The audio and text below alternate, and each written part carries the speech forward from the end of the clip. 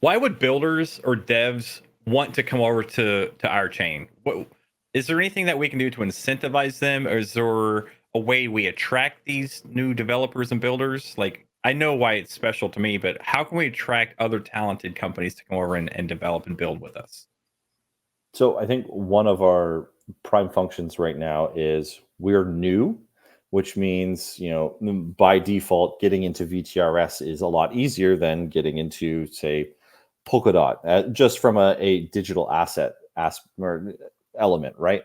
You're going to need so many VTRS to perform whatever function, set up some nodes or stake or whatever you want. Maybe that's a consideration that you need to do. Now, we have gVolts and we have VIP. So by offering these budding protocols the option to have infrastructure for a percentage of gross revenue for a specific deal might be very appealing to somebody, right? So as they hit a growth stride in their protocol and they have to spend maybe pennies on the dollar to do so comparative to ETH, why wouldn't they do that, right? From a cost benefit ratio alone, Vitreus is more appealing. And then we get into the gVolt opportunity, right? We could potentially provide X amount of time worth of gVolts for somebody to dev or to produce a protocol that is beneficial, and maybe they then pass forward that grant of gVolts to their users to incentivize users to now come into their new protocol, right? So there's a couple layers involved there with gVolts alone. So you were talking about how we have a new dev company come over and we issue them a block of gVolts or a pool of gVolts.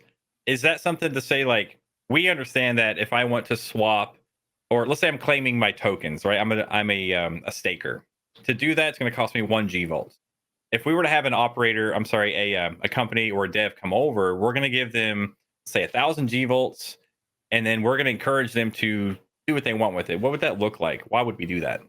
So a developer could use that to test and spool up their product, right? From performing initializations, which maybe costs 1 gVolt to register your asset in Asset Hub, or it costs a gVolt to deploy a smart contract, or it costs a gVolt to this and that, right? So developers will need gVolts as they build, right? Moving from testnet to mainnet, there's still going to be some level of interaction between gVolts or the main network and gVolts itself. So any developer is going to find some value in having gVolts, right? And what they could do is they could then, since they've received this sort of gVolt grant, right, to say, hey, come over, you get free gas, which is great. But they could also incentivize their users to come from, say, whatever network, if they were from somewhere and they want to migrate over. They say, hey, come over here. It's a gas-free kind of use of our protocol, because they could subsidize gas costs through that gVolt grant, right? On the other side of that, what we can do with gVolts is actually allow for developers to set a product price, right? So as we know, our base fee on the network is always 1 gVolt, right? So it doesn't matter really what you do aside from become an operator due to the complexity of the call.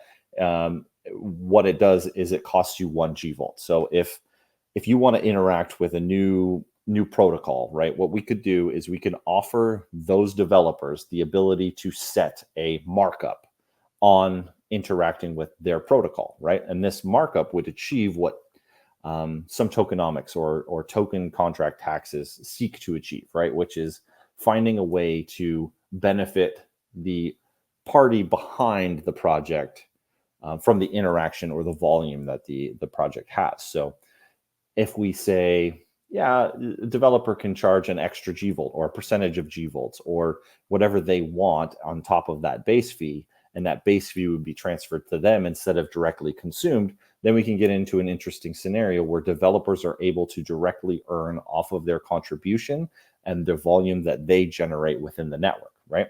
Because everybody wants to find value, create value, and overall find something from making something. If I make something, I want people to use it.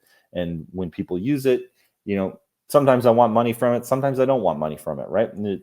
So there's the option, and with that option, it really empowers developers to find a home that could benefit them. Because if developers can sit here and focus on developing instead of having to do business models or make money, then that's when we get the highest quality products and protocols.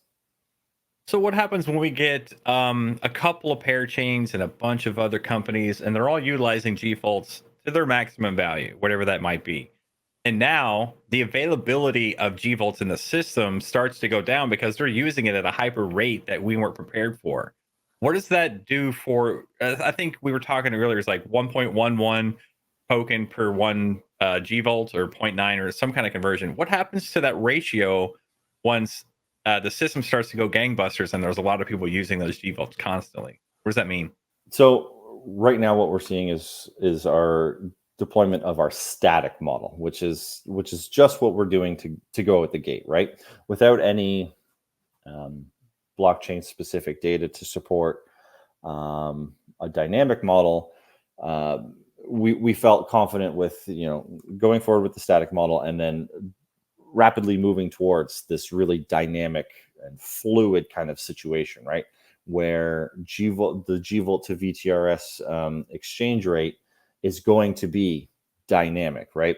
The original technical papers we really spoke of the ebb and flow, supply and demand ratio here. So as more gVolts are being consumed, it could be assumed that the exchange rate of VTRS is going to alter. But at the same time, in order for the network to continue, there also needs to be more gVolts, which means the generation rate of gVolts is going to change.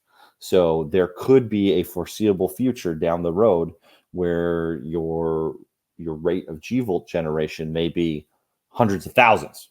Now that's extreme, but it's an example, right? So does that mean that now I have a bazillion gVolts in my pocket so I can just clear out the 170 million VTRS within the staking rewards? No, because that exchange rate's going to adjust and live symbiotically together, right?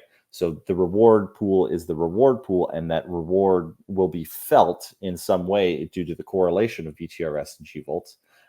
But it doesn't mean that down the road, when you're getting 100,000 gVolts per era, for example, that you're going to be able to get 100,000 VTRS per era as well. So if I were a developer, because as you were talking, I was thinking, man, how can I maximize this value for myself? I would create a marketplace where people will be encouraged to sell their gVolts to me versus converting them into broker. Meaning, I have all these companies and I know how many gVolts they need, and I'm going to build up my reserve over time to where now I have a lot of gVolts and I'm going to sell it to other people on the parachain and sort of have my own economy within this economy. Is that sort of something we would want to encourage? That's all part of gVolts growing as gVolts will grow, right? Like gVolt's going to gVolt. You're right. gVolt's going to gVolt. So gVolts are an ecosystem. VNRG is an ecosystem, which means it can be built on. It could go this way. It can go that way. It can be used for numerous things, right? And when we move towards the dynamic model and the restructure of rewards, we're going to see that the power of gVolts and exactly what you said. These use cases will pop up. They will pop up quickly, and they will find new opportunities to offer interesting rewards. One of the use cases I've talked about before in Discord is the ability to maybe commit your gVolts to some kind of external chain trading system, right? Where you say, hey, I want to give this protocol 100 gVolts, and that protocol itself is going to aggregate those gVolts and go and perform trades on Ethereum. And maybe some of that reward trickles back into me, and maybe that's a great use case for gVolts itself. Now it just becomes a very interesting dynamic, because now protocols can be based off of gVolts instead of directly off of VTRS, which helps support the accessibility of VTRS through the accessibility of gVolts, and that symbiosis is very interesting. Okay, so let's say I get a big brain and I learn how to develop my own tool and ecosystem. How are you going to ensure that my environment is safe for me to do so? I'm going to have all the tools I need. I'm going to understand how to build. Is there any like toolkit or is there any process that we've thought about on how to encourage these developers to come over and do it the right way the first time? Yeah, so Substrate itself is the SDK or the development kit that Polkadot was derived from, right?